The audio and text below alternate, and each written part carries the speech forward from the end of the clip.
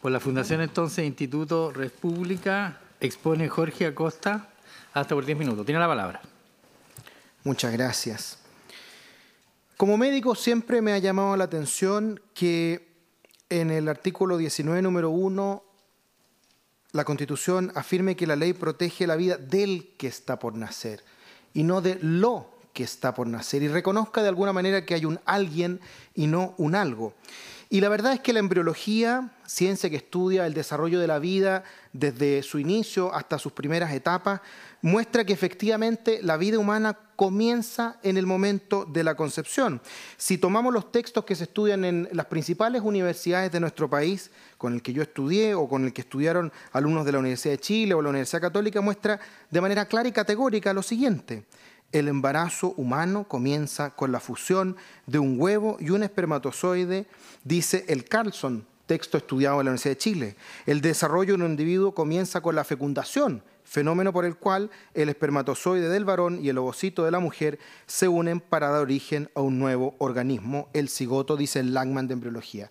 Estos textos no solamente se estudian aquí en Chile, sino que en todas las facultades de medicina del mundo. Para la medicina no hay duda que la vida humana comienza en el momento de la concepción. Ahora, con respecto a los estudios preliminares, ¿cierto?, que hablan sobre el mensaje presidencial, donde habla la presidenta con respecto a este proyecto de ley, de que Chile es uno de los 4 países que criminaliza el aborto en todas sus instancias, es importante recordar que el Centro de Derecho Reproductivo, institución dedicada a estudiar de manera comparada la legislación de todos los países del mundo, muestra que son otros 66 países donde se comparte la misma legislación. Esto no pasa en Chile y tampoco en países como Irlanda, donde también se protege la vida del niño que está por nacer. ¿Y por qué me parece esto importante? Porque como médico no puedo dejar de recordar que tanto en Chile como en Irlanda hay 3 a 4 veces más nacimientos de niños con síndrome de Down. Los abogados me han enseñado siempre que la ley además tiene un efecto sobre la ciudadanía determinando lo que es bueno y lo que es malo. Yo soy médico, pero sí le puedo decir que en aquellos países donde el aborto está permitido y legalizado, nacen menos niños con síndrome de Down. Esta ley, sin duda, que no permite el aborto del niño con síndrome de Down, pero sí le quita calidad a ese niño que está por nacer, porque estábamos hablando de que es un ser humano de segunda categoría que no merece todo el respeto. Con respecto al tema de la primera causal, se ha argumentado que la mujer tiene el derecho a tener acceso a tratamientos para preservar su vida y que la penalización del aborto genera una incertidumbre en los equipos médicos. Y la verdad es que el artículo 19 del Código Sanitario es súper claro. Dice que no podrá ejecutarse ninguna acción cuyo fin sea provocar el aborto. Y los médicos y toda la praxis médica lo han interpretado de manera correcta, porque ha salvado la vida de las madres que están en peligro, porque lo que está prohibido en Chile es el aborto provocado, cuya intención sea matar al niño, pero no salvar la vida del que está por nacer. Esto demuestra, por ejemplo, que las cifras no se equivocan. Durante los últimos 50 años, las tasas de muerte materna por aborto han disminuido radicalmente. Incluso es más, después de 1989, después de que se cambia este artículo, ha seguido disminuyendo en más de 10 veces. Si los médicos tuviéramos alguna duda de actuar o no frente a una situación en la cual está en riesgo la vida de la madre, no tendríamos un dato tan notable como el que publica el Lancet, una de las 5 revistas médicas más importantes de medicina, que muestra que Chile tiene la tasa de mortalidad materna más baja de toda América Latina, comparable a la de Estados Unidos y solo superada por Canadá.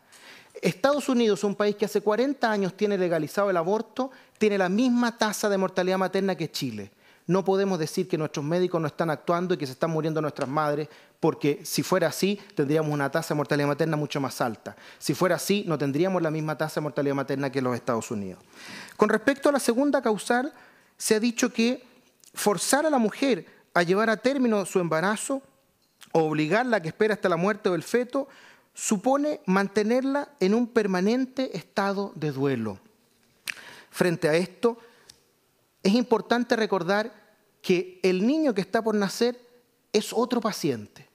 A todos los médicos siempre nos enseñan que debemos respetar a todos y cada uno de nuestros pacientes. Pero hay solo una paciente que que merece el doble de respeto. Y esa paciente es la mamá embarazada, porque tenemos dos pacientes. Por eso existen especialidades como la perinatalología o las especialidades en enfermedades materno-fetales. ¿Por qué existen médicos neonatólogos? Porque existen especialistas en esa vida, en ese ser humano, que no es simplemente un montón de células como algunos han querido decir. Existen programas de acompañamiento súper exitosos como el programa Acompañare, que ha acompañado a familias y a madres de niños que tienen enfermedades incompatibles con la vida, como dirán algunos, que es bastante peyorativo, yo diría que son malformaciones congénitas letales, porque un niño con anencefalia cumple los mismos criterios, exactamente los mismos criterios que un paciente terminal. ¿El médico acaso le va a ofrecer como tratamiento terminar con su vida a aquel paciente terminal que sabe que su vida será con una expectativa menor de 6 meses, que sabe que no hay una cura para poder tratar su enfermedad? El médico frente a eso no tiene que ser indiferente frente al sufrimiento de su paciente, sino que lo que debe hacer es ofrecerle un acompañamiento en las postrimerías de su vida. Y programas como Acompañare lo han logrado. Programas también de acompañamiento como los de la Fundación Chile Unido, en el cual se ha demostrado que con más de 3.000 mujeres que están cursando con embarazos difíciles, más del 85% de las mamás termina con su hijo en brazo, como dicen ellos, sin requerir el aborto. Si el aborto es un mal social, como nos decía el doctor y senador Guido Girardi en un seminario cuando partimos esta discusión hace un par de años atrás, ¿por qué tenemos que promoverlo? ¿Por qué no lo prevenimos? Nosotros como Estado deberíamos prevenir el aborto y no promoverlo. Y existen programas para aquello. Con respecto a la tercera causal, se dice que la mujer se encuentra en una situación que no quiere, que no busca, que está contra su voluntad, y el trauma de la violencia sexual solo puede ser agravado por el Estado obligando a la mujer a seguir con el embarazo en toda circunstancia. Y en esto quiero ser claro y categórico, no hay ningún estudio que demuestre que luego del aborto las mujeres tienen mejores expectativas de salud mental. No hay ningún tratado de psiquiatría que diga que luego de un estrés postraumático como el que sufre una mujer luego de una violación, se recomiende que aquella mujer que está embarazada termine con su embarazo para reducir sus problemas psicológicos o psiquiátricos. Muy por el contrario, hay varios estudios que muestran que el aborto puede dañar la salud sexual, reproductiva y psicológica de las mujeres. Hay sendos estudios que muestran problemas prácticos desde perforación uterina o mayor riesgo de patologías de placenta, como también problemas de aumento de estrés postraumático, consumo de alcohol y drogas, suicidio y conflictos de pareja. Ninguno de estos problemas los soluciona el aborto. Muy por el contrario, hay estudios chilenos que le han preguntado a las mujeres que están pensando en abortar por qué lo están haciendo. Y quiero decirles que lamentablemente ninguna de ellas lo hace en gran mayoría por estas tres causales. La gran mayoría de las mujeres chilenas, mamás que están pensando en abortar, que están cursando con un embarazo vulnerable, lo hacen por coerción. Muy por el contrario del argumento que estaba dando la tercera causal, por coerción, porque son obligadas a hacer algo contra su voluntad. ¿Y por quién? Muchas veces por el padre, por la madre o por la pareja. Muchas madres también terminan o quieren terminar su embarazo por pérdida de expectativas de vida. ¿Por qué reacción tendrán sus padres o su pareja? Más del 90%, en resumen, más del 90% de las mamás que están pensando en abortar lo hacen por razones como la coerción, el miedo, la violencia, el abandono. Cuando nos encontramos frente a una situación como un embarazo no planeado, no quiero decir no deseado, porque ¿cuántos de nosotros no fuimos planificados pero sí hemos sido deseados? Frente a un embarazo no planificado, hay estrategias preventivas que han sido efectivas, sin ningún financiamiento estatal. Frente a esa situación tenemos dos alternativas. O promovemos el aborto y sucede exactamente lo mismo que ha sucedido en aquellos países, como muchos países europeos, como el caso español, que se ha multiplicado por 7 la cantidad de abortos que se realizan después de la legalización, o hacemos como en Chile, donde en los últimos 10 años ha disminuido en un 30% los abortos provocados. A mí me parece que el Estado debe ponerse los pantalones largos y no considerar que hay seres humanos de primera y segunda categoría, tener redes de apoyo efectivo para las mamás y las familias que lo están pasando mal. y volver a considerar este 19 número 1, que dice de manera tan clara: la ley protege la vida del que está por nacer y no de lo que está por nacer. Es un alguien y no un algo, y merece el respeto de todos y cada uno. Muchas gracias, sus señorías. Gracias a usted. En segundo lugar, por la Corporación Estadio Nacional, Memoria Nacional, Expresos Políticos, expone María Ángeles Codú, Plaza de los Reyes. Tiene la palabra. Muchas gracias, señoría. Con la venia de su señoría excelentísima, vengo a exponer en representación de la Corporación Estado Nacional, Memoria Nacional, a favor del proyecto de ley de interrupción del embarazo en 3 causales, principalmente en el aspecto que el requerimiento dice que este atentaría contra la igualdad, contra el principio de igualdad consagrado por la Constitución Política del Estado. Al respecto, yo creo que es importante señalar que aquí estamos en un contexto del dilema moral en que ponemos a las mujeres, y esta ley lo que pretende hacer es precisamente resolver ese dilema, que nunca es fácil, porque en este caso estamos hablando de 3 causales que importan la existencia de embarazos trágicos. ¿Trágicos por qué? Porque en un caso pone en riesgo la vida de la madre, en otro obligamos a la mujer a llevar adelante un embarazo inviable, en que las transforma en verdaderos ataúdes vivientes, en espera triste de un final que todos conocemos el desenlace. Y un tercer caso en que es inexigible otra conducta porque esa mujer ha sido violentada en su intimidad más importante, su sexualidad, y en que ese acto delictual grave tiene como consecuencia un embarazo no deseado. Este dilema obviamente no se resuelve poniendo en perspectiva la vida de fetos como pretenden los requirentes, que serían más aptos para seguir o continuar con el proyecto de vida, y otros menos aptos. Aquí estamos hablando del derecho de las mujeres a su integridad física, psíquica y moral.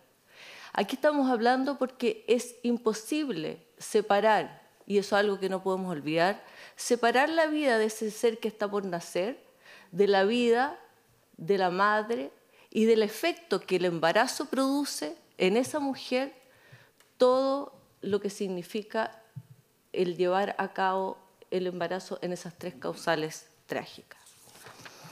Desde esa perspectiva, es importante concebir que el concepto de igualdad es un concepto normativo, que obviamente es una ficción jurídica que tiene por objeto crear la ficción de que somos todos iguales porque tenemos que tener un trato igualitario ante la ley, pero sin reconocer que en la realidad obviamente todos tenemos diferencias y cada individuo es único y particular. Sin embargo, siempre se ha tratado de que no haya grupos especiales que se discriminan y que la ley se hace especialmente gravosa respecto de ellos, exigiéndole cargas extraordinarias o heroicas. Pues bien, este es el caso de las mujeres, en que es el único grupo, por ser las únicas personas o sujetos aptos para la gestación de otro ser vivo, los que están enfrentados a estas situaciones de extraordinaria injusticia y gravedad. Respecto de esto, es importante señalar que la diferenciación entonces es importante, y esta diferenciación tiene que ver con el grado de heterogeneidad jurídica que uno es capaz de darle, teniendo como perspectiva la finalidad de la norma y la proporcionalidad y racionalidad de la misma. Entonces, ¿cuál es la pregunta que tenemos que hacernos? ¿Es proporcional y racional las causales establecidas en el proyecto de interrupción del voluntario del embarazo en estas 3 causales? Y la respuesta claramente es afirmativa. En efecto, en la primera causal, en la que se habla de que se pone en riesgo la vida de la madre, estamos obligando a un sujeto a asumir un deber de solidaridad respecto de otro ser humano o de otro sujeto que no se le exige a ningún otro individuo en nuestro ordenamiento jurídico ni en nuestra sociedad. Es más, esto no es algo nuevo en la legislación. De hecho, En Chile no se sanciona penalmente a ningún padre, madre o sujeto que se niegue a donar sangre o a donar órganos para salvar la vida de otro ser, de otro individuo vivo y nacido o no nacido, da lo mismo. No es obligatorio ni está sancionado penalmente.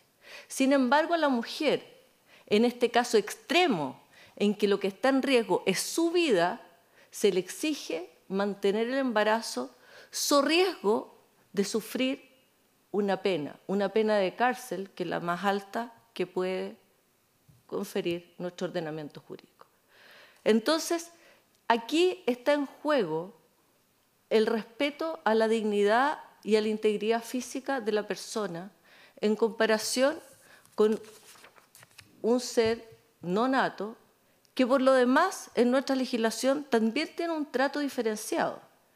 No es nuevo en nuestra legislación y si revisamos el Código Penal, la pena por aborto y la pena por homicidio son diferentes. Y no solo las penas, sino que ambos delitos están tratados en títulos diferentes del Código Penal. Y nadie ha discutido nunca la constitucionalidad de este. El homicidio está tratado en el título que dice de los delitos, de los crímenes y simples delitos contra las personas. En cambio, el aborto está tratado entre los crímenes y delitos contra el orden de las familias, contra la moralidad pública y contra la integridad sexual. Eso significa que el Código Penal no ve al nonato o no lo asimila a una persona nacida. Y eso no ha generado hasta la fecha, que yo sepa, ni que se haya discutido en estrado, ninguna acusación de inconstitucionalidad. Por lo tanto, la interrupción voluntaria del embarazo no introduce un criterio nuevo en nuestra legislación en estos casos extremos, toda vez que hay dos valores en juego que son muy relevantes. Uno, la integridad física de la madre, que es una persona con todos sus derechos nacida, y la del feto que aún no ha nacido. Ahora, respecto de la segunda causal de los fetos inviables, ¿es dable a una mujer obligarla a continuar con un embarazo a sabiendas que este no va a tener ningún resultado satisfactorio, que la persona, que ese ser va a morir? Es dable, más que proteger la vida del que está por nacer, en este caso pareciera que estamos protegiendo la vida del que está por morir. Eso implica un sacrificio y un dolor y una vulneración de la integridad física y psíquica de la madre comparable con la tortura y comparable con los malos tratos discriminatorios e inhumanos que están precisamente consagrados en varias convenciones internacionales ratificadas por Chile. Por último, y respecto a la tercera causal, que es la causal de violación, la mayoría de las legislaciones modernas establece esta causal como una causal válida de interrupción del embarazo porque se ha entendido de que es extremadamente gravoso y inexigible decirle a la mujer que como consecuencia de un delito, que es de los delitos más graves consagrados por nuestro Código Penal, porque tienen las penas más altas asignadas, se le además obligue a perpetuar las consecuencias de ese delito llevando a cabo a término un embarazo no deseado ni consentido. Esto además hay que aterrizarlo con la realidad. Es impresionante cuando uno ve las estadísticas de la Fiscalía Nacional que dice que más de 7 de cada 10 víctimas son menores de edad. De esas, casi el 90% es víctima de su padre o de algún hombre de su entorno familiar cercano. Del 66% de los embarazos que en Chile se provocan, 66% son menores de 18 años. Entonces acá estamos hablando que los sujetos pasivos y a los sujetos víctimas de estos delitos y a quienes le estamos tratando de brindar protección son menores y adolescentes, generalmente en situaciones de extrema vulnerabilidad. Circunstancias. Entonces el Estado ha fallado, primero, en protegerlas, segundo, falla al no brindarles el apoyo necesario para terminar con las consecuencias indeseadas de un acto delictual y finalmente falla por tercera vez cuando pretende sancionarlas penalmente por cometer una conducta que en el fondo está tratando de salvaguardar su indemnidad sexual y psíquica al no obligarlas a ser madres de un embarazo no deseado ni consentido. En ese sentido, no podemos olvidar de que estamos obligando a ser madres a quienes no quieren serlo y estamos pretendiendo además sancionarlas por ello. No basta, muy brevemente, no basta la mera exculpación, se requiere la asistencia, la prestación médica que conlleva, porque lo otro sería poner en riesgo la vida y la integridad física de las mujeres. Y por lo tanto, en estas tres causales debemos recordar que son excepcionales y son voluntarias, son trágicas y tienen por objeto salvaguardar la autonomía básica y la dignidad y respeto de las mujeres en aquellos casos extremos y graves que están consagrados en el proyecto de ley. Muchas gracias. Y gracias a usted. En tercer lugar, por la Facultad de Derecho de la Universidad de Chile y por la Universidad de Chile, expone don Davor Jarasic. Tiene la palabra, hasta por 20 minutos. Muchas gracias, presidente. Una consideración previa. Ha sido el Departamento de Ciencias Penales y el Centro de Derechos Humanos de la Facultad el que me ha solicitado que me presente ante estrados, y el rector ha tenido la especial preocupación de que la situación de salud pública sea puesta en consideración ante Vuestra Excelencia. Esto no significa que en la Universidad de Chile haya unanimidad de pareceres sobre esta materia. La Universidad de Chile es una institución plural, es una institución laica en que todos los pareceres son válidos y en que todos ellos coexisten. De hecho, Vuestra Excelencia escuchó hace algunas horas al profesor Víctor Manuel Aviles en una posición enteramente contraria a la que yo voy a afirmar. Lo que sí existe en la Universidad de Chile es una significativa convergencia acerca de la constitucionalidad de los proyectos de ley que el requerimiento pretende que se declaren inconstitucionales. Y en ese sentido es que nos presentamos ante Vuestra Excelencia. Una segunda consideración, Vuestra Excelencia. Hemos tratado de seguir con el mayor interés todas las intervenciones que hemos escuchado y hemos tratado de interiorizarnos lo más posible del tema, y la verdad es que debemos circunscribirnos, y perdone que lo haga esto a las 11:35 de la noche, pero es la hora en que nos toca hablar, ¿no es cierto? Debemos circunscribirnos a aquello a lo que estamos abocados. Acá no estamos abocados a analizar el estatuto ontológico de la situación. No estamos abocados a analizar la naturaleza del producto de la concepción desde un punto de vista filosófico, desde un punto de vista ético o desde un punto de vista biológico. Vuestra Excelencia, y perdón, lo digo simplemente para seguir una ilación lógica, Vuestra Excelencia es un tribunal constitucional y frente a un requerimiento de esta especie tiene que ver si el proyecto atenta contra la Constitución o no atenta contra la Constitución. Y en ese sentido no estamos acá abortistas contra no abortistas. En absoluto.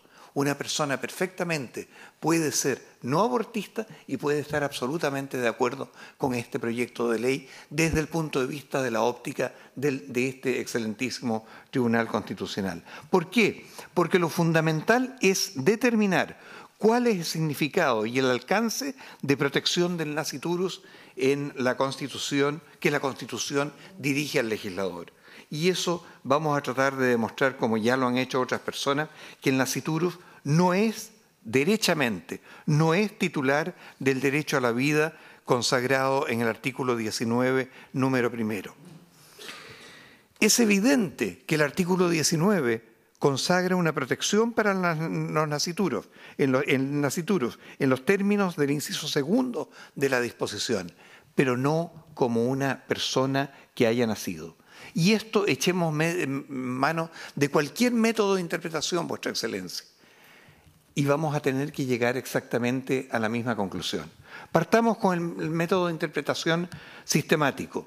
El artículo 19, la Constitución en su artículo 1 nos dice todas las personas nacen.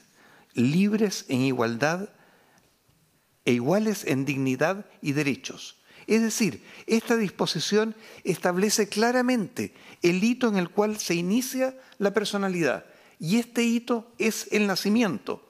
La Constitución no utiliza términos superfluos, Vuestra Excelencia. Eso lo sabe Vuestra Excelencia mejor que quien habla.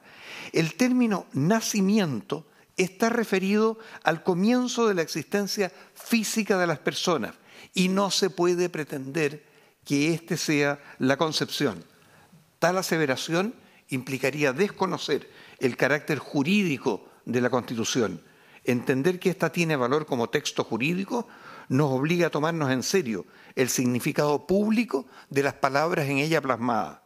Así, solo es posible entender que el ser humano nacido es aquel que se entiende comúnmente y como entiende nuestra legislación civil, se ha separado completamente de su madre. Antes no ha nacido. Veamos la interpretación histórica, Vuestra Excelencia. Y se nos decía hoy día que no fue el resultado que dijo la Comisión de Estudios para una nueva Constitución.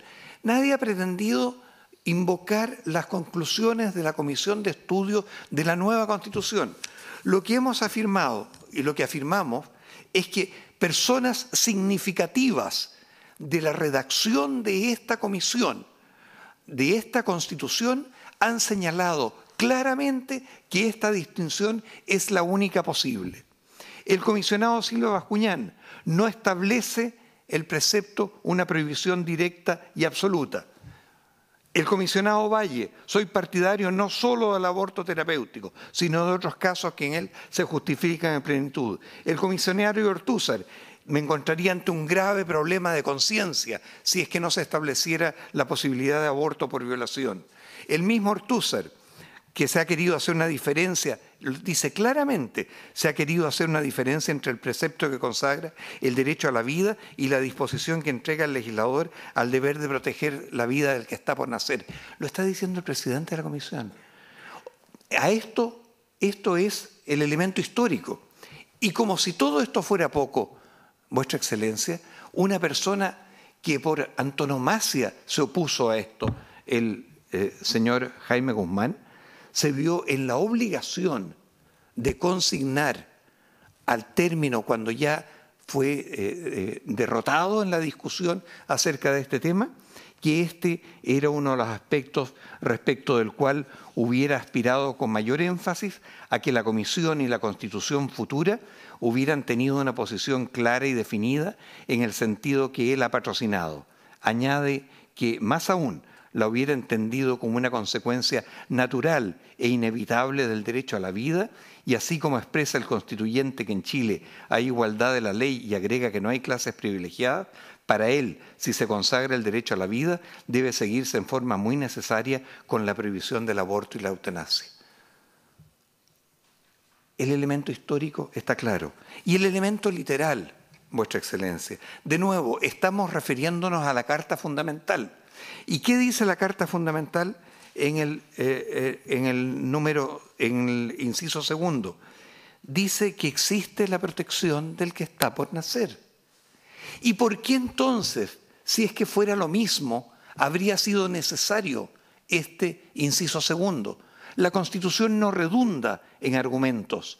La Constitución es sumamente clara al establecer situaciones distintas en incisos diferentes respecto de situaciones similares pero nunca iguales.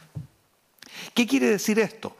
Quiere decir esto que la única protección que existe para el nasciturus es evitar a cualquier precio los abortos. No. Lo que la Carta Fundamental dice, y este es un extremo interpretativo, es que el Estado está obligado a dar protección al nasciturus. No señala desde ningún punto de vista que esta protección debe ser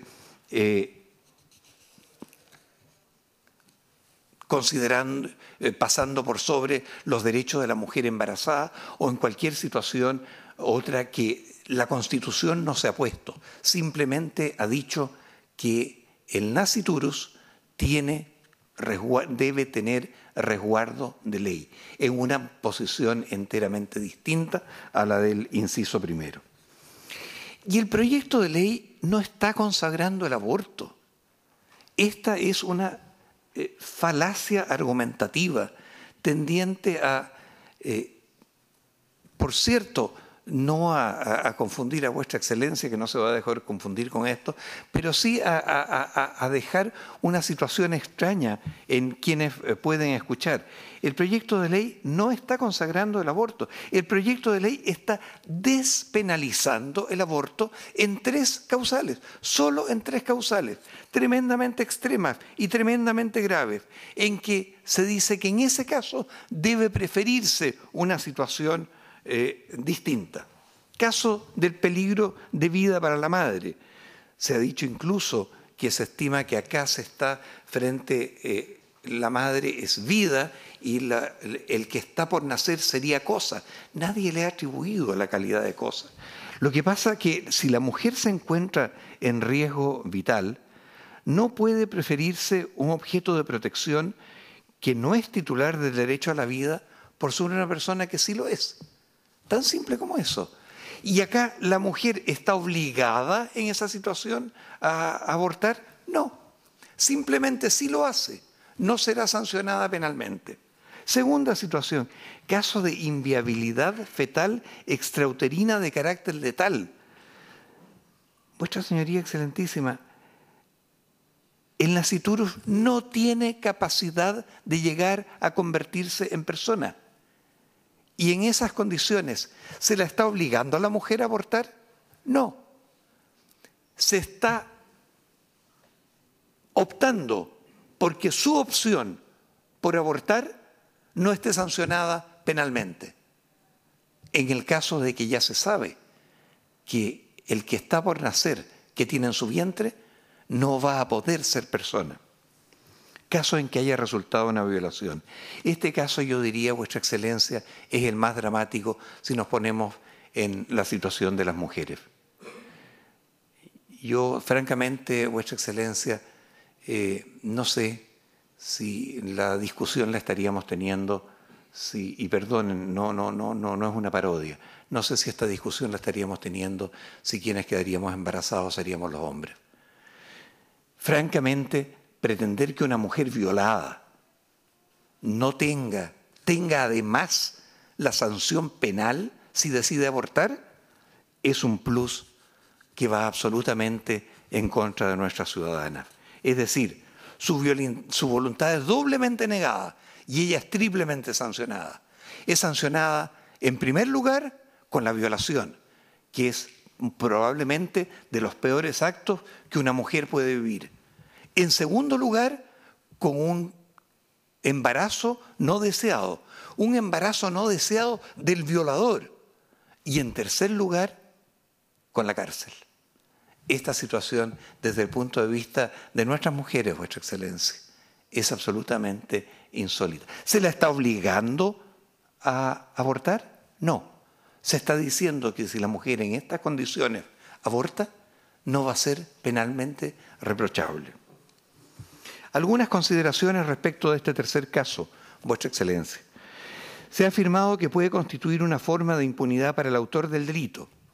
Esto es confundir el objeto del proyecto, el cual tiene solo por finalidad establecer un caso de ausencia de reproche penal para la mujer que, sometida a esta grave vulneración de sus derechos en el estado actual de las cosas, se le exige continuar con el embarazo.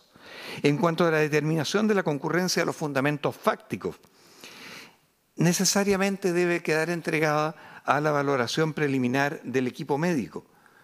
La existencia de justicia se ve proporcionalmente satisfecha al establecer la obligación de denuncia del equipo médico cuando éste sea funcionario público, que en este caso tiene la obligación de denunciar el delito. ¿Por qué además a la mujer le tenemos que agregar una cuarta pena?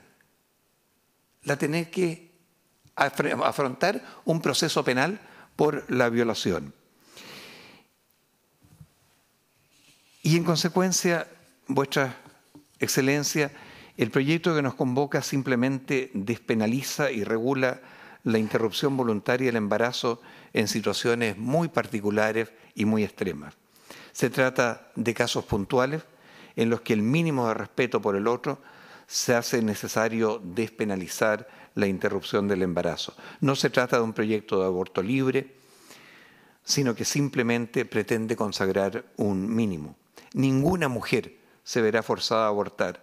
Toda mujer que decida continuar con su embarazo lo hará y tendrá toda la protección necesaria. Históricamente han existido excepciones a la prohibición de aborto. Largo tiempo en nuestro sistema, también bajo la Constitución de 1980.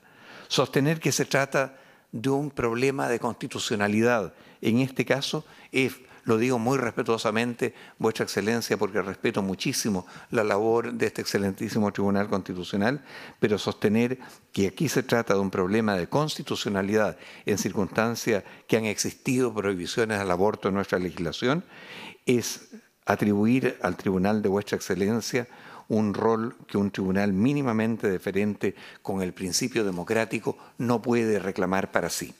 La discusión política en el sentido verdadero, jurídico, político de la palabra, ya se ha dado en nuestro Congreso. Nuestro legislador ha determinado que este proyecto debe ver la luz.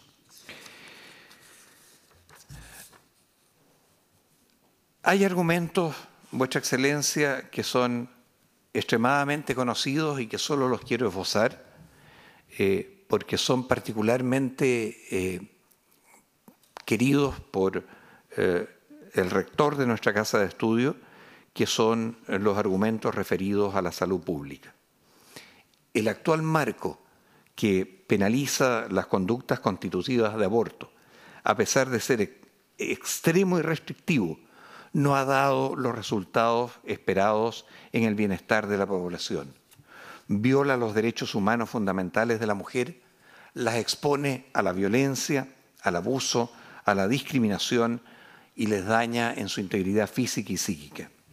Es pertinente señalar que existen diversos estudios que muestran que en los países donde el aborto es legal, las tasas de aborto disminuyeron como consecuencia de la instauración de los servicios que, junto con la posibilidad de un aborto seguro, brindan servicios de consejería apropiados y ofrecen acceso a métodos para prevenir nuevos abortos no deseados. Los órganos que supervigilan los tratados internacionales, Vuestra Excelencia, han concluido que la penalización de los abortos promueve los abortos clandestinos, por realizarse en condiciones de riesgo que afectan el derecho a la vida y la integridad de la mujer. Esta realidad se aplica a varios países de la región. Chile ha recibido recomendaciones internacionales en tal sentido. Lo ha recibido de la CEPAL, quien ha dicho que considerar la posibilidad de enmendar las leyes y reglamentos y políticas públicas sobre interrupción voluntaria del embarazo para proteger la vida y la salud de las mujeres adolescentes, mejorando su calidad de vida y reduciendo el número de abortos, y lo han dicho las Naciones Unidas, que han recomendado a nuestro país revisar la legislación vigente sobre el aborto con miras a despenalizarlo en casos de violación, incesto o riesgo para la salud o vida de la madre. Vuestra Excelencia, Chile forma parte de una lista de 6 países. El Salvador, Guatemala, Malta, Nicaragua, considerando incluso al Vaticano para estos efectos como país. Son los únicos que están en la situación que está nuestro país. Creemos que es hora de salir de esta lista.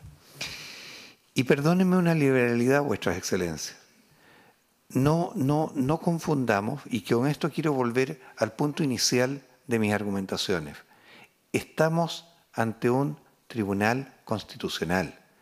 Estamos en la necesidad de analizar el hecho de que la Constitución sea o no contraria a lo que el proyecto de ley nos dice. En días pasados leí una conversación del expresidente de Francia, Valéry Giscard d'Estaing, con el Papa Juan Pablo II. Y le decía, yo soy católico, le dije, durante una entrevista realizada en el Vaticano, pero soy presidente de la República de un Estado laico. No puedo imponer mis convicciones personales a mis ciudadanos, sino más bien lo que tengo que hacer es velar porque la ley se corresponda con el estado real de la sociedad francesa, para que pueda ser respetada y aplicada. Comprendo, desde luego, el punto de vista de la Iglesia Católica, y como cristiano incluso lo comparto. Juzgo legítimo que la Iglesia Católica pida a aquellos que practican su fe que respeten ciertas prohibiciones. Pero no es la ley civil la que puede imponer con sanciones penales al conjunto del cuerpo social. Y añadía, como católico, estoy en contra del aborto. Como presidente de los franceses, considero necesaria su despenalización. Acá ni siquiera, Vuestra Excelencia, es un problema de necesidad o no necesidad.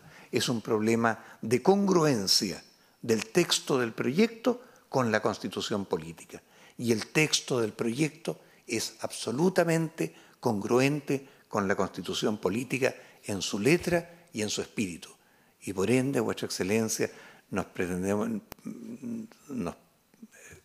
solicitamos muy respetuosamente que el requerimiento sea rechazado considerando, entre otras, estas razones. Muchas gracias, señor presidente. Gracias a usted. A continuación, por la Confederación Nacional de Funcionarios de la Salud Municipal, expone don Luis Cordero Vega. Tiene la palabra. Muchas gracias, señor presidente. Estimada ministra, señores ministros, buenas noches. A continuación voy a formular alegaciones en favor de la declaración de constitucionalidad del proyecto de ley que está sometido a conocimiento de vuestras señorías. Esencialmente, los requirentes han sostenido dos hipótesis para objetar este proyecto. En primer lugar, que las causales de interrupción del embarazo son en verdad autorizaciones para abortar y que, por consecuencia, violan la Constitución porque no protegerían la vida del que está por nacer. Y, en segundo lugar, que la madre, entonces, tendría un derecho de ejercicio directo, prácticamente autónomo, a la prestación del aborto. Ambas afirmaciones, por las razones que expondré a continuación, en mi opinión son incorrectas, sin perjuicio de lo cual especialmente me abocaré a rebatir la segunda de las razones.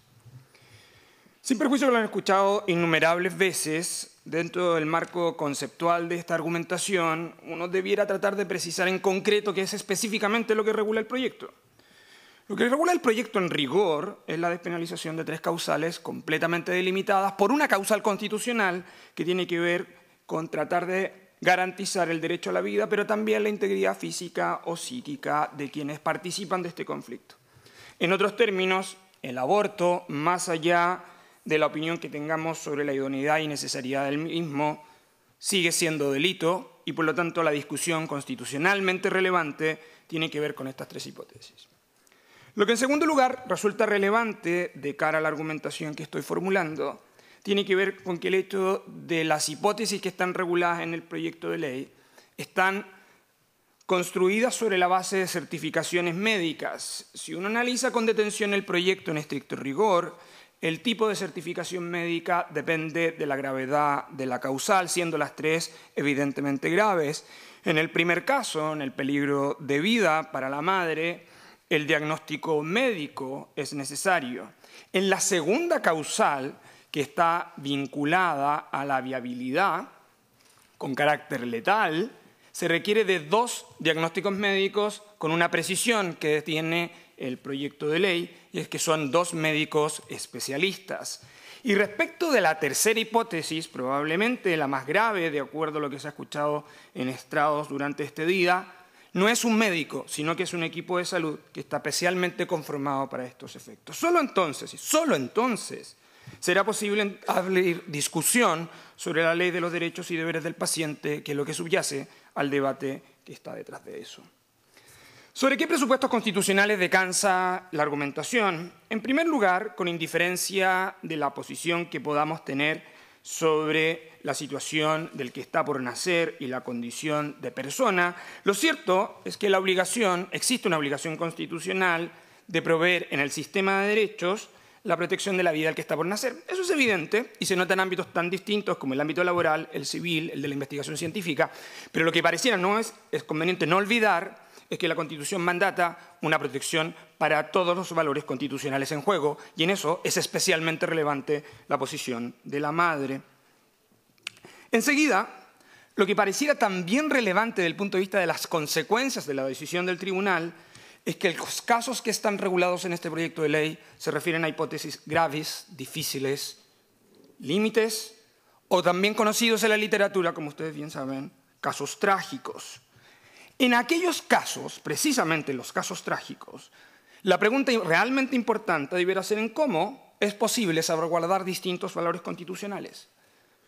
Lo razonable en un sistema legal es proveer de una regla que permita adoptar decisiones en situaciones trágicas. Impedirla, creo yo, afectaría la propia naturaleza del sistema institucional y, de hecho, pondría en juego hipótesis tan diversas y complejas como el estado de necesidad en sus múltiples manifestaciones, no solo en la penal.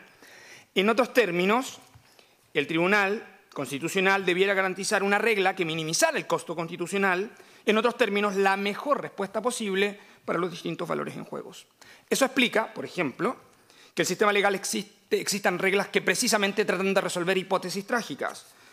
O sería el caso de la certificación con muerte cerebral, que está regulado, y que este Tribunal Constitucional conoció en una impugnación por argumentos similares a este en el rol 222. Sería el caso de la eutanasia pasiva, regulada en el artículo 16 de la Ley de Derechos y Deberes del Paciente, y que también este Tribunal Constitucional conoció en el rol 2159. Y sería el caso también de la Ley 20.418, que regula, entre otras cosas, los métodos anticonceptivos y explícitamente en los casos de métodos anticonceptivos de emergencia, y que este tribunal nuevamente conoció en el rol 1588. Ahora, ¿por qué esta discusión importa? Importa porque incluso en la lógica de derecho natural, que los requirentes pareciera estar detrás del argumento de los requirentes, lo que en justicia uno debiera tratar de razonar es cómo se distribuyen los bienes y los males. Si la solución legislativa de las tres causales no existiera, como sucede en la actualidad, en rigor la madre, con indiferencia a su autonomía, es la que sufre todo el mal, por un valor que a su vez se le representa como absoluto, atentando en contra de su propia vida e integridad. Esa conclusión, es decir, la inexistencia de una regla para tres hipótesis de estas características, en mi opinión, es incompatible con el texto de la Constitución. Porque de alguna otra manera lo que no respeta es el mínimo vital que el propio artículo primero de la Constitución garantiza. Y respecto de la prestación autónoma, la verdad es que pareciera que lo que es realmente relevante en el contexto del proyecto tiene que ver con la intervención de las certificaciones médicas, que en estricto rigor supone la regulación de protocolos y guías médicas que tienen por finalidad establecer los mecanismos y formas en que se va a realizar. Se debe reconocer que los protocolos y guías médicas son configurados por juicios de expertos, que el único legitimado para intervenir en este caso es un médico cirujano, que la actividad médica es una profesión especialmente regulada en el título V del Código Sanitario, que la Corte Suprema utiliza habitualmente, especialmente en los 2 últimos años, los protocolos y las guías médicas para constituir precisamente las hipótesis de falta de servicio, en otros términos, para delimitar lo lícito de lo ilícito, y que en rigor la existencia de tales protocolos son la consecuencia natural y obvia, no esencialmente del derecho a la seguridad en la prestación de salud. Ahora, ¿por qué eso es tan relevante? Porque en rigor los protocolos lo que hacen es controlar la discrecionalidad médica o científica, que es lo que subyace a la lex artis. Además, los protocolos o guías se encuentran controladas por la tipología de la causal, y en lo que más complica en el caso de violación, quien adopta la decisión no es solamente el médico cirujano o el especialista, sino que el equipo de salud. Curiosamente, precisamente el conjunto de profesiones reguladas en el libro V del Código Sanitario.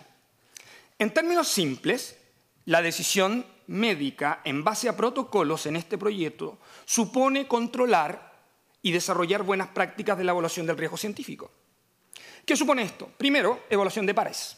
Hay evaluación de pares 2 veces en este proyecto. 1, cuando se construye el protocolo, juicio experto, y 2, respecto a la causal concreta. En segundo lugar, es la exhaustividad. La regla del proyecto opera caso a caso, por lo tanto, la justificación médica es para una hipótesis concreta. Es independiente porque, en rigor, es una decisión que compromete a más de un médico y, por lo pronto, a más del que está directamente vinculado a la decisión. Incluso el proyecto acepta la objeción de conciencia. Es transparente porque, a propósito de la certificación médica, esta requiere someterse a la Ley de Derechos y Deberes del Paciente. Y además, y esto es lo más relevante en mi opinión, está sometido a predeterminación normativa porque el protocolo y la actuación de los médicos debe respetar estrictamente el fin para el cual ha sido regulada la interrupción del embarazo. En otros términos, no pueden, a su vez, la discrecionalidad médica sustituir la voluntad de la madre. En otros términos, ¿cuál es la conclusión natural y obvia de este argumento? Bueno, uno muy sencillo, que el segundo argumento de los requerentes no es efectivo. No es cierto que el proyecto consagre un derecho autónomo directo para requerir prestación médica de aborto. Lo que en estricto rigor existe es una decisión subordinada a la madre a la opinión de los expertos. Eso, a su vez, supone un control de la discrecionalidad médica precisamente por las reglas contenidas en el proyecto y reguladas en los protocolos. Nada más, señor presidente. Muchas gracias. Gracias a usted. A continuación, si nos dan el espacio.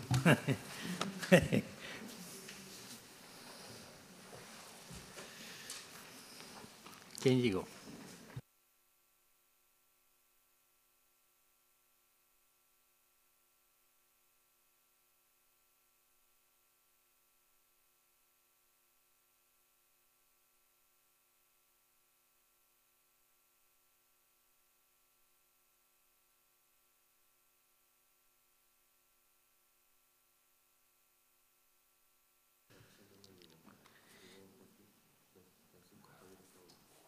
Ya.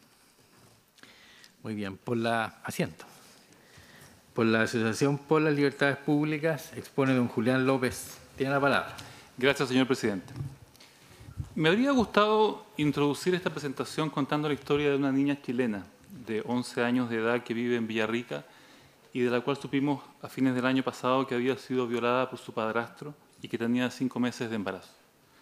Su madre dejó pasar 20 semanas antes de denunciar el hecho a la policía, pero la verdad es que tampoco habría tenido mayor utilidad que reaccionar antes. La prohibición absoluta del aborto existente en Chile no le habría permitido impedir que todo el desarrollo de la vida de su hija de 11 años quedara desde allí en adelante condicionado por la voluntad de su agresor. Me habría gustado introducir esta presentación contando esta historia, pero como se comprende no tengo elementos para contarla. La única protección que la ley chilena le concede hasta hoy a esa niña es la prohibición de la revelación de su nombre y su rostro. Esa es la realidad de la que pretende hacerse cargo, entiendo, entre otros, el proyecto de ley que es materia de este requerimiento. De los numerosos aspectos que podrían ser materia de nuestro análisis voy a elegir 2. En primer lugar, voy a argumentar que el proyecto de ley no solo no es inconstitucional en el sentido de que no infringe ninguna norma constitucional, sino que además es constitucional porque reconoce y promueve derechos constitucionales de la mujer que están actualmente siendo infringidos por la ley vigente. En segundo lugar, voy a argumentar que el reconocimiento y promoción de estos derechos fundamentales no se puede cumplir si no se reconoce como lícita la interrupción del embarazo, reconociendo a las indicaciones de aborto la calidad de causales de justificación o elementos para determinar la atipicidad de la conducta. En nuestra opinión, la cuestión constitucional que resulta central en estos requerimientos, dejando a otros la discusión acerca de si el nasciturus es o no persona y si tiene o no derecho a la vida, es si el mandato de protección que establece la Constitución involucra un mandato de punición de las conductas que puedan afectarlo, y si frente a él se yergue algún otro derecho fundamental que sea digno de la misma o de mayor protección y ante el cual la ley pueda hacerlo ceder en definitiva. Ante este excelentísimo tribunal se han presentado 3 informes en derecho que analizan de una manera muy completa este tema. Me refiero a los informes preparados por los profesores Héctor Hernández, Gastón Gómez y Javier Willenman. Y la conclusión es que no existe tal mandato de punición. La Constitución no le impone al legislador el deber de sancionar con una pena toda y cualquier conducta que afecte la vida del que está por nacer, como no le impone tampoco sancionar con una pena toda y cualquier conducta que afecte la vida del que ha nacido. Como lo recuerda el profesor Hernández en su informe, el derecho chileno permite, en situación de colisión de derechos, el sacrificio de derechos relevantes, incluso del derecho de la vida, en consideración a otros valores igualmente determinantes e incluso de mayor entidad en algunos casos. Así ocurre cuando la ley autoriza a otro a matar en legítima defensa. Y se ha dicho hoy en la tarde que esto no ocurre, sin embargo, con la fuerza suficiente para autorizar la muerte de un inocente. Esto es un error, excelentísimo señor. Porque también está autorizado, por ejemplo, cuando la agresión ilegítima proviene de un infante o de un demente. Más allá de los análisis centrados en categorías penales que no tienen nivel constitucional, como los que se han escuchado el día de hoy, parece que lo único que puede decirse con certeza a partir de la realidad normativa chilena es que la Constitución ha autorizado a la ley para entender que frente a conflictos de valores constitucionales relevantes se puede efectuar una ponderación. Y eso es precisamente lo que el proyecto de ley ha hecho en este caso. En la situación de las causales de aborto que el proyecto de ley acoge, y convendrá recordar que este proyecto de ley no autoriza la interrupción del embarazo por la expectativa de que un niño nazca con síndrome de Down, ni autoriza a adolescentes a abortar libremente a escondidas de sus padres, como ha parecido insinuarse en alguna otra intervención. En estas situaciones, lo que está en juego son a lo menos valores constitucionales que tienen que ver con la dignidad de la mujer, el derecho a su integridad física y psíquica y la igualdad ante la ley, reconocidas todas en nuestra Constitución. Para entender el sentido en que debe realizarse este ejercicio de ponderación, en este caso concreto, parece útil tener en consideración el primer fallo del Tribunal Constitucional alemán sobre la regulación del aborto, que es considerado uno de los fallos que de manera más enérgica se ha pronunciado por el respeto del valor del nasciturus. Esta sentencia, no obstante reconocer que la vida en formación es un bien jurídico autónomo, que se encuentra bajo la protección de la Constitución y que impone a los Estados un mandato que puede hacer valer incluso contra la madre, ha considerado que la Constitución no impone ni puede imponer una protección del nasciturus a costa de graves sacrificios para la madre.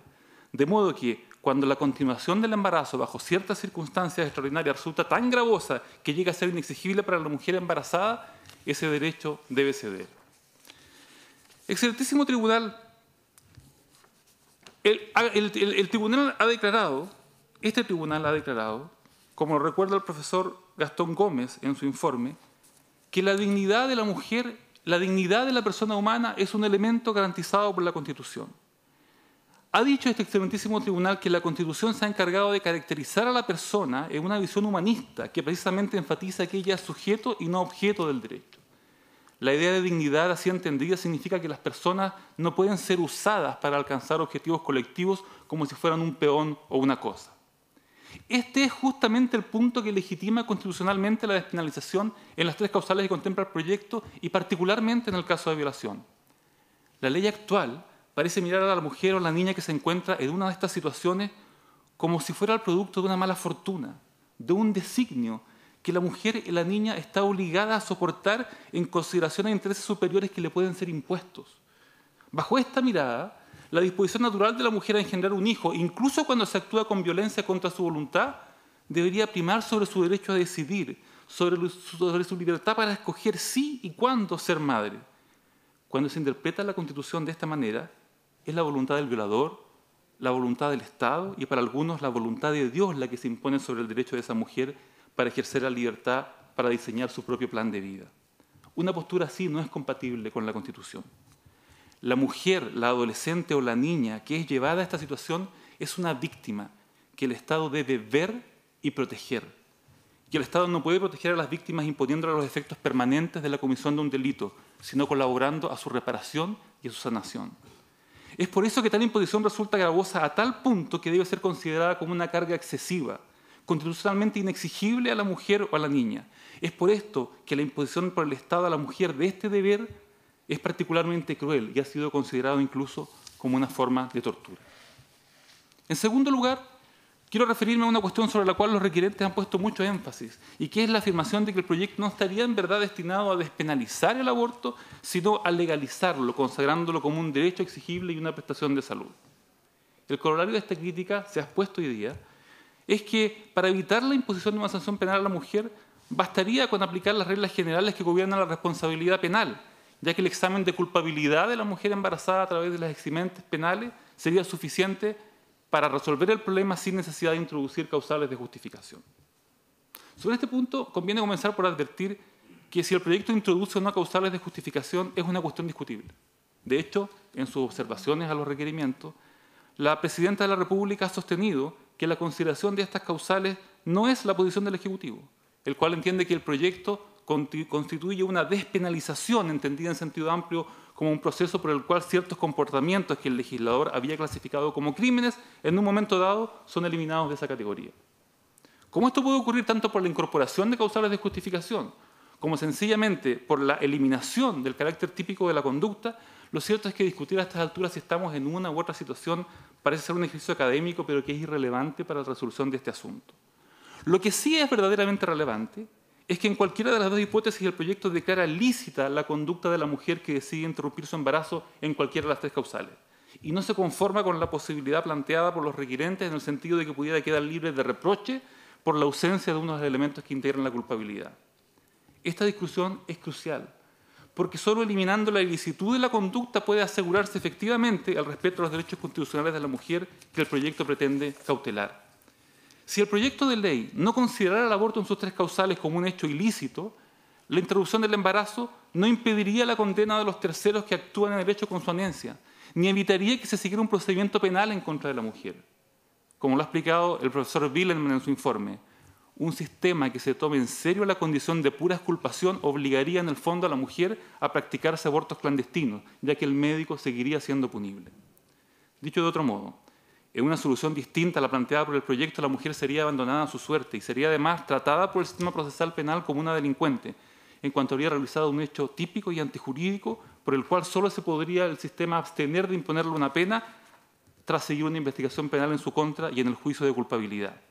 La consideración del hecho como lícito es un supuesto necesario para que la interrupción del embarazo pueda constituir una prestación de salud, pues solo puede existir y ejercerse un derecho cuando nos encontramos ante una actividad ilícita. La licitud de la interrupción voluntaria del embarazo es entonces una condición para hacer posible la efectiva realización de los derechos constitucionales de la mujer que el proyecto plantea. En suma, excelentísimo señor, consideramos que el proyecto de ley que ha sido impugnado por los requirentes no solo no es inconstitucional, sino que se hace cargo de regular razonablemente una cuestión largamente pendiente en el derecho chileno, cuál es la consideración de la dignidad y el derecho a la vida y la integridad física y psíquica de la mujer en situaciones especialmente extremas. Confiamos en que su señoría excelentísima sabrá ponderar los valores en juego y rechazar, en definitiva, las pretensiones de que se impida por esta vía el resultado de la deliberación democrática que ha llevado a la aprobación de este proyecto en el Congreso Nacional y que conocidamente cuenta con el respaldo de la mayoría de los chilenos. Muchas gracias. Gracias a usted. A continuación, por la Asociación de Familiares de Ejecutados Políticos, expone Alicia Lira Matus. Tiene la palabra. Gracias, señor presidente. Buenas noches. Bueno, una de las cosas que me trae acá, que a lo mejor ustedes pueden hallarlo incomprensible, es la actitud violenta que nos produjo que los requirientes nombraran el informe de verdad y reconciliación para hablar sobre el derecho a la vida. Y lo cual yo quiero denunciar y demostrar con hechos concretos que ellos están manipulando, usando políticamente algo que no va en sí, en ello, el respeto al derecho a la vida. ¿Por qué? Porque aquí parlamentarios de un sector que firman, incluso quiero mencionar a Marisol Torré, que es una de las firmantes del requerimiento, su padre, un victimario, violador de derechos humanos, Jorge Torres Meri, ex capitán del regimiento Yungay, procesado como cómplice por el homicidio calificado de 12 personas. Pero voy más allá para demostrar el hecho que ellos no están pensando en la vida de un ser o en la vida de una persona. Ellos fueron parte, lo voy a enunciar solamente, de lo que fue el terrorismo de Estado por 44 años. Fueron cómplices activos, hablo sobre todo del sector de derecha, pero también han tenido 27 años para aportar en cuanto a la verdad, sobre todo lo que tiene que ver con las mujeres embarazadas. Acá hay un libro que tiene un nombre muy hermoso, que todas iban a ser reinas. Un estudio que se hizo de 9 mujeres embarazadas. 9 mujeres embarazadas desde 25 años a 27, 29 años, cada una de 3 meses, otra estuvo de 4 meses de embarazo, 6 meses de embarazo, 8 meses de embarazo. Estas 9 mujeres torturadas y hechas desaparecer, que en estos 27 años nadie ha podido saber dónde están ellas, sus restos o su familia. La actitud que han tenido este sector conservador de mantener el matriarcado, de mantener la hipocresía por razones políticas que al sector que ellos representan, nunca han dicho o han aportado a estas causas. Cuando los familiares preguntamos, buscamos, investigamos, nosotros somos vengativas, estamos llenas de odio y vivimos en el pasado, lo que es, señoría, totalmente falso. Hablamos de mujeres torturadas y ejecutadas. Hablamos, por ejemplo, de Mónica Pacheco Sánchez, una mujer de 25 años casada en Villa Grimaldi, torturada hasta la muerte y que después, junto a 4 integrantes de su familia, fueron ejecutados en este montaje que hicieron en la Rinconada de Maipú. Está la mujer esposa de un alcalde de Chillán, que es Alba Ojeda, 29 años, 6 meses de embarazo, y en su propia casa la ejecutan. Cuando nosotros hablamos, nos violentamos de decir, cuando vemos en el requerimiento que se menciona el informe de verdad y reconciliación, pensamos es una forma ética, porque aquí sentimos que violentaron la memoria de estas mujeres, que aún unas fueron ejecutadas y otras aún, estas 9 que iban a ser reinas, no aparecen, sus madres jamás encontraron sus nietos y no hay nada que los diga. Entonces lo que nosotros queremos denunciar es la utilización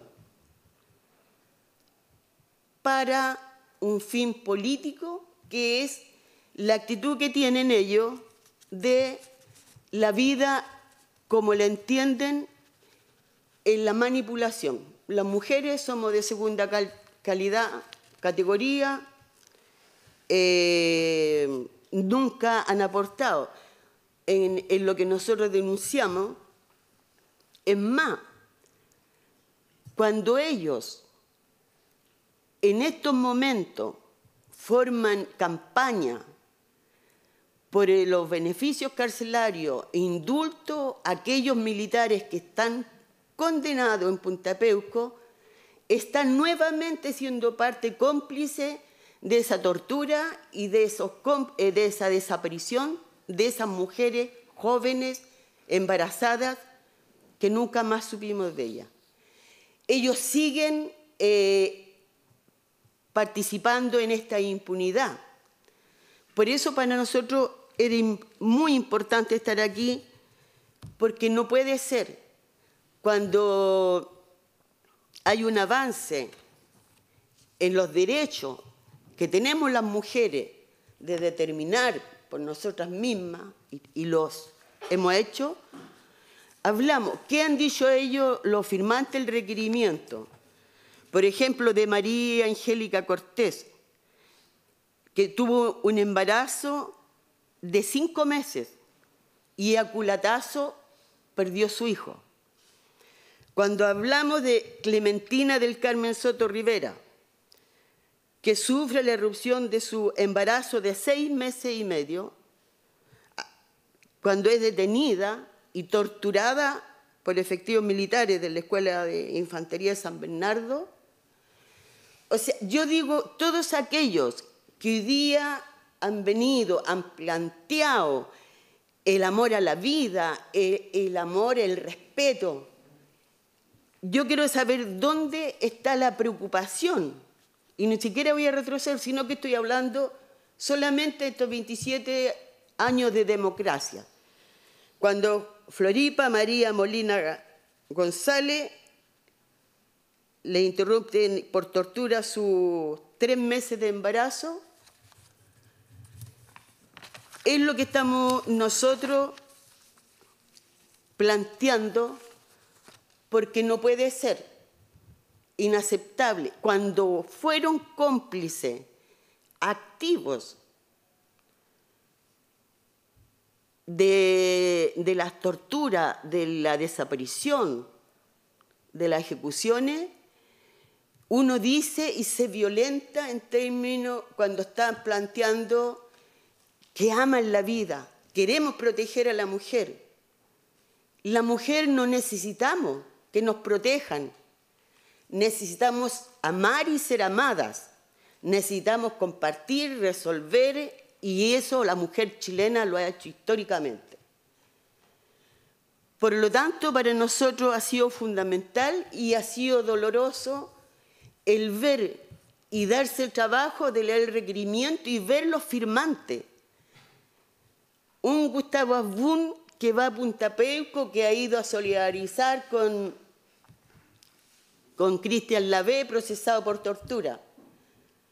¿Qué dicen y saludan a Emilio Cheire cuando ejecutan al matrimonio Lechterman, Ábalos, matrimonio argentino-mexicano, y dejan huérfano a su niño de 1 año?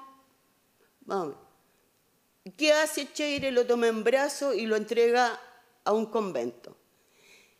¿Quién dijo algo de estas personas o después sobre esa vida? ¿Qué pasó con ese niño? Nosotros realmente queremos una democracia sobre las bases, y yo creo que todo lo que estamos pidiendo, que no se acepte el requerimiento, una democracia real, pero que no se encubra diciendo que están defendiendo la vida, que somos nosotros abortistas, que nosotros estamos cometiendo un crimen, porque todos, al menos los firmantes que yo vi, son de un partido que fue cómplice pasivo y activo en un sistema que fue realmente terrible por 17 años. Y por eso nosotros, como agrupación de familiares ejecutados políticos, queríamos reivindicar aquí a Cecilia, a Nalvia, a Jacqueline, a Jimena, a Gloria, a Isabel, a Cecilia, Reinalda, Michelle, porque todavía no sabemos dónde están y dónde quedaron sus hijos que llevan en el vientre. Por lo tanto, la intención que tiene y han tenido algunos es comparar, y por eso es la alevosía que hicieron de calumniar o de violentar la memoria de estas mujeres ejecutadas y desaparecidas embarazadas, al nombrarla y ponerla al nivel de la mujer que quiere abortar por las razones bien encausadas en los 3 causales, que valga la redundancia, y lo muestran así. Entonces, la manipulación, la cobardía política para esconder una intención nos parece repudiable, señoría. Y por eso, como agrupación, quisimos estar presentes, por lo menos para tener la voz de ellas, que son 9, y de las ejecutadas políticas embarazadas que están en nuestra memoria, y quisimos estar aquí, y con todo respeto le pedimos que no se acepte el requerimiento. Muchas gracias. Gracias a usted. Finalmente, después de esta larga jornada, expone por el proyecto Naciturus y Niños por la Vida Francisco Javier Astaburuaga Osa. Tiene la palabra. Perfecto. Muchas gracias. Muy bien. Estoy preparado. Soy el último de... Bueno.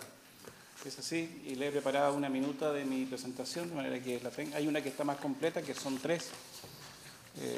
Sí, gracias. Yo tenía estipulado que me tocaba mañana, pero bueno, le entrego, al menos alcancé a fotocopiar esa y se las hago llegar. Agradezco al excelentísimo tribunal que me haya permitido presentar estas reflexiones. Soy sacerdote católico y voy a hablar desde la Constitución Política de la República y del derecho, el ordenamiento jurídico que nos rige. Y lo primero que quiero señalar, como está en la pauta que les he entregado, son antecedentes preliminares. Estos antecedentes preliminares dicen relación a que, sin lugar a duda, las 3 causales por las cuales se quiere promover esta ley de aborto constituyen un drama. Un drama complejo, difícil de resolver, porque toca lo más profundo de lo humano.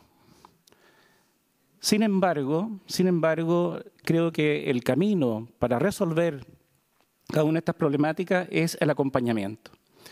Yo trabajo en el Hospital Clínico de la Universidad Católica, en el programa Acompañares UC, con niños que vienen con diagnóstico perinatal letal, con enfermedades inviables, en virtud del mismo proyecto que estamos impugnando. Y sin embargo, los acompañamos, estamos con ellos hasta su momento de nacimiento. He estado hasta en los partos, acompañando a estos niños, a sus padres, para que con paz y con tranquilidad puedan dar vida y tener la alegría de tener a esos niños en sus brazos. Y también llevo 25 años trabajando y acompañando a mujeres que han abortado. De manera que lo que expongo no es mera teoría, es lo que me ha tocado a lo largo de 25 años de ejercicio del ministerio de acompañar. Por eso, Niños por la Vida y el proyecto Naciturus es justamente ser voz de los que no tienen voz. Ser voz de cada uno de esos niños que fallece de esta manera tan trágica a través del aborto. Además, en este antecedente preliminar quiero señalar el tema del acompañamiento del proyecto y lo que se ha venido a llamar acompañamiento disuasivo.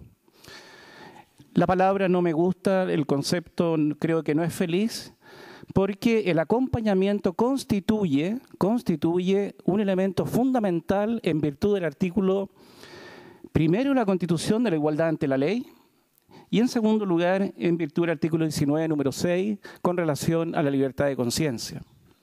Por tanto, en el ejercicio de ambas disposiciones constitucionales, me parece que podemos ejercer un acompañamiento, y si usamos el mismo término, un acompañamiento disuasivo, en el sentido de proponerle a aquella madre que tiene una situación compleja, que la opción por la vida también es una solución a su situación tan compleja. Estos son los antecedentes preliminares. Segundo aspecto, consideraciones bioéticas. El proceso de gestación de un niño, en bioética ya está estudiado, y en la biogenética, es un proceso sin solución de continuidad. Por lo tanto, es un proceso lineal, absolutamente lineal. Desde el momento de la fecundación, el cigoto, el embrión, el feto, es un proceso continuo. Y la característica fundamental de este proceso de gestación de un ser humano, la coordinación, la continuidad y la gradualidad. De tal forma que al momento de la fecundación se constituye un nuevo individuo de la especie humana, porque son gametos humanos los que se han unido. Y esa individualidad, que es un ser humano, no es un ser en potencia. Como se dice públicamente y en más de alguna escrito y opinión pública, no es un ser en potencia. El individuo humano, fruto de la concepción, es un ser con potencialidad. La preposición no es en, la preposición es con, porque en él están dadas todas las condiciones para que en un proceso sin solución de continuidad, no interrumpido, pueda llegar a la plenitud de su desarrollo. Por lo tanto, me parece que este elemento fundamental del reconocimiento de la identidad de la persona, tomando en consideración incluso el artículo 55 del Código Civil, cuando define a la persona y no hace ninguna distinción de sexo, edad, raza, se configura también en una lógica congruente y coherente con el texto constitucional. Insisto en esta dinámica de un ser individual y con potencialidad para poder llegar de forma autónoma y definitiva al total desarrollo de su persona. Tercer punto de mi reflexión es la realidad nacional. Y quisiera citar aquí el programa Chile Crece Contigo, instaurado en el primer gobierno de la presidenta Michelle Bachelet en el año 2007, que ha cumplido 10 años hace pocos días atrás, y en el cual tenemos la alegría de que más de 1.300.000 niños han podido nacer. ¿Qué dice este programa textualmente en la página web? Dice lo siguiente, comillas: tener un hijo o hija es algo muy importante y profundo. Es natural que su llegada produzca cambios trascendentales en la familia. La gestación de un niño o niña es una oportunidad para compartir y crecer. En segundo lugar, el mismo portal de la web, cuando trata del acompañamiento prenatal, dice lo siguiente: los controles durante la gestación contribuyen a proteger tu salud, se está refiriendo a la madre, favorecen el desarrollo de la guagua, fortalecen el afecto entre la familia y el niño o niña que está por nacer. Estas disposiciones, estos elementos que constan en un programa de gobierno, se hacen tabla rasa con la ley de aborto. Todo esto cae de principio. Ese niño por nacer, esa acogida, esa integración, se destruye absolutamente con el proyecto abortista que se pretende imponer en el país. En segundo lugar, como tema de referencia, el sistema de garantía de los derechos de la niñez, proyecto que ha pasado de la Cámara de Diputados al Senado, el boletín 10315-18, artículo primero. Para los efectos de esta ley se entenderá por niño todo ser humano menor de 18 años de edad. Una menor de 14 años de edad que va eventualmente a abortar está dentro de este conjunto de normas. Y entra en colisión con esta otra norma del proyecto abortista. La educación corresponde preferentemente a los padres, artículos 2, 8 y 28, y o madre del niño, que está respaldada en una garantía constitucional. ¿Quiénes ejercerán esta responsabilidad activa y equitativamente? Artículo 9. Ningún niño podrá ser discriminado en forma arbitraria en razón de su desarrollo intrauterino, norma que entra en contradicción absoluta con la suerte de inviabilidad de algunos niños en gestación. Artículo 29 y 30. Derecho a la salud. Toda forma de maltrato a un niño, incluido el maltrato prenatal, está prohibido y no puede justificarse por ninguna circunstancia. Creo que a mayor abundamiento esto es absolutamente claro. Estas disposiciones entran en plena contradicción con el proyecto de ley que se quiere imponer y contra el cual estamos impugnando. Me refiero ahora a un cuarto punto: antinomias normativas.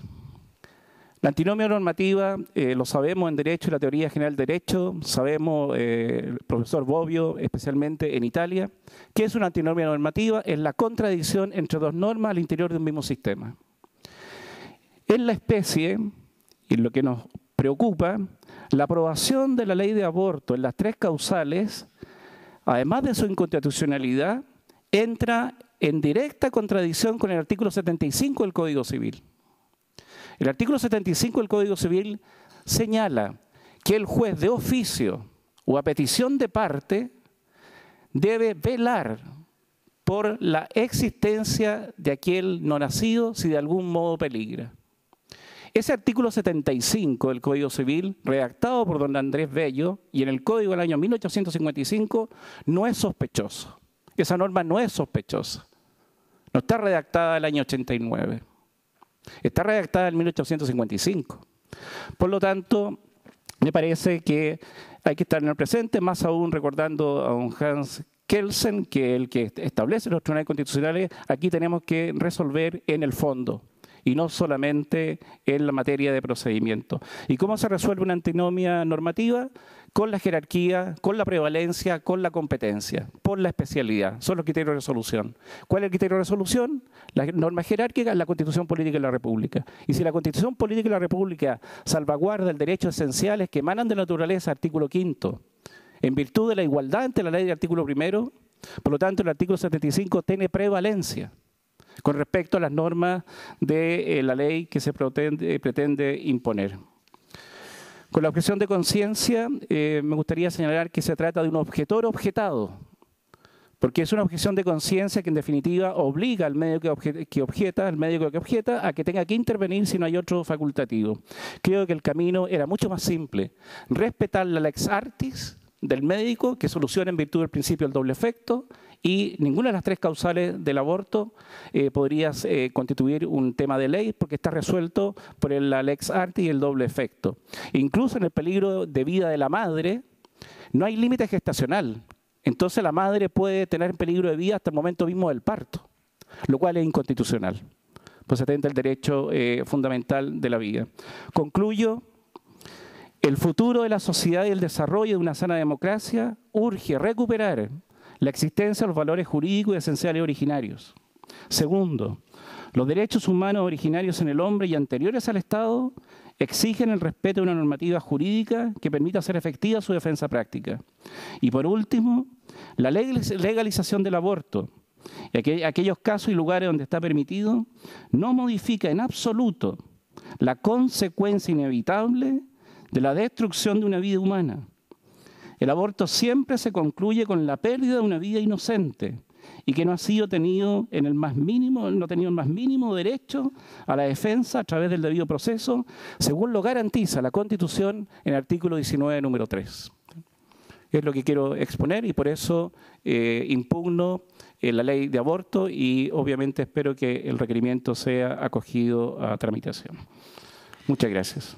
Muchas gracias a usted. Bien, habiendo concluido el propósito del primer día de audiencia, le ponemos término y mañana reiniciamos a las 9:30 de la mañana.